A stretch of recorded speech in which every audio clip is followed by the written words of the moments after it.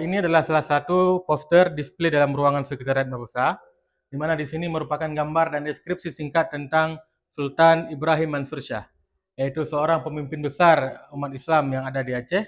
Beliau merupakan Sultan Ibrahim Mansur Shah bin Jauhar Alam Shah, pemerintah setelah pemerintahan Sultan Sulaiman Ali Iskandar bin Sultan Muhammad bin Sultan Jauhar Alam Shah. Jadi beliau, jika kita melihat tarikh yang ada pada makamnya, disebutkan bahwa beliau meninggal pada tahun 1286 Hijriah atau bertepatan dengan 1870 menjelang perang antara Aceh dengan Belanda. Beliau juga mempunyai banyak sekali korespondensi yang hari ini tersimpan di Turki yang menghubungkan antara hubungan Aceh dengan Utsmani dalam proses penyelamatan wilayah-wilayah Islam, terutama dalam mempertahankan Aceh dari serangan Belanda. Beliau mengirimkan surat-surat ke Khalifah Utsmaniyah antara lain kepada Sultan Abdul Majid dan Sultan Abdul Hamid Asani. Selain surat-surat juga terdapat satu peta yang merupakan lampiran daripada surat beliau yang dikirimkan dan dibawa oleh diplomat beliau, yaitu Muhammad Ghaus Saiful Alam Shah pada tahun 1850. Kita akan lihat peta, di mana peta ini merupakan sebuah peta yang bukan peta geografis melainkan sebuah peta politik. Peta ini dilampirkan dalam surat yang kedua atau yang ketiga yang dikirimkan oleh Sultan Ibrahim Mansur Shah kepada Khalifah umat Islam yang pada waktu itu adalah Sultan Abdul Majid Khan di Turki, di mana di sini Sultan Mansur Shah melalui seorang diplomat beliau yaitu Muhammad Ghaus Saiful Alam Shah pada tahun 1850 menggambarkan wilayah politik Islam di kawasan Asia Tenggara, di mana di sini terdapat keterangan bahwa Bandar Aceh Darussalam Kursi Shah Mansur, yaitu tempat di mana kota Bandar Aceh ini diperintah dan diduduki oleh Sultan Ibrahim Mansur Shah, yaitu Sultan Aceh. Dan peta ini tidak mendeskripsikan secara geografis, melainkan politik, keberadaan bandar-bandar Muslim, bandar-bandar kota-kota besar di Kepulauan Asia Tenggara, bahkan sampai ke Maldives. Ini disebutkan sebagai Maldives Islam Khalis Hakimedar, yaitu Maldives ini adalah negeri Islam secara keseluruhan. Kemudian sampai disebutkan juga ada Selendip, yaitu Sarandip. Kemudian Anatol ini wilayah semenanjung Malaysia, jadi bukan Anatolia di Turki, melainkan dataran luas di semenanjung Melayu. Di sini ada keterangan Bandar Kedah Wazir Shah Mansur Aceh. Kemudian Bandar Selangor Wazir Shah Mansur Aceh. Nah, di atas di sini juga ada keterangan Bandar Siam Majusi, ya. Kemudian Bandar Batani, yaitu Fatani di Thailand Selatan, Wazir Shah Mansur. Bandar Kelantan Wazir Shah Mansur Aceh. Bandar Terengganu Wazir Shah Mansur Aceh. Bandar Pahang Wazir Shah Mansur Aceh. Kemudian dilanjutkan dengan Kepulauan Lingga ataupun Riau, yaitu Bandar Daik Wazir Shah Mansur Aceh. Di sini Minangkabau Wazir Shah Mansur. Di Kepulauan Kalimantan di sini ada Bandar Banjar Wazir Shah Mansur Aceh. Kemudian di Kepulauan Sulawesi, ya di sini dibuat Bugis. Di sini ada Bandar Borneo. Oh, maaf. Di sini ada Bandar Bone Wazir Shah Mansur Aceh. Kemudian di Pulau Jawa, di sini Semarang, yaitu Bandar Samaran, Semarang, Wazir Shah Mansur Aceh. Kemudian di paling ujung Kepulauan Asia Tenggara ini yaitu Bali, Bandar Bali, Wazir Shah Mansur Aceh.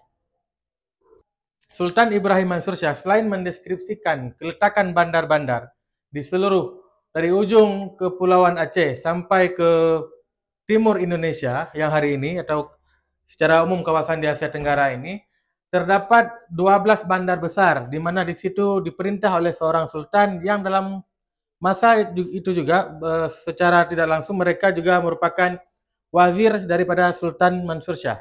Jadi Sultan Mansur Shah menganggap sultan-sultan yang memerintah di 12 titik itu mereka merupakan wakil ataupun wazir atau dalam artian menteri daripada Sultan Aceh.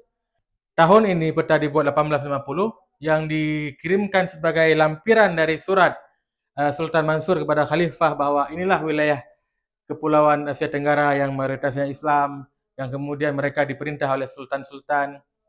Baik, jika kita lihat peta ini, di sini terdapat juga stempel dan tanda tangan daripada si pembuat peta di sini. Sudah kita angkat ke sini.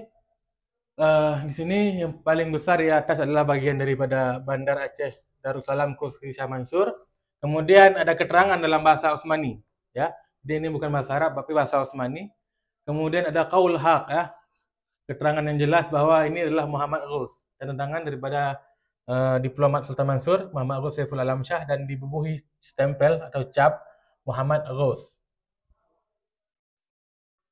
Peta ini juga menjadi peta yang paling awal yang dibuat di Kepulauan Asia Tenggara di Aceh, dan mungkin juga peta pertama yang memberikan keletakan dan memberikan informasi keberadaan dua danau di Sumatera, yaitu yang pertama adalah Danau Laut Tawar di Aceh, kemudian Danau Toba di Sumatera Utara.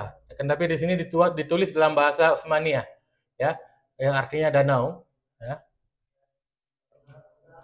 Kemudian Pulau Sumatera dijabarkan ataupun dideskripsikan dengan sangat besar, Sumatera.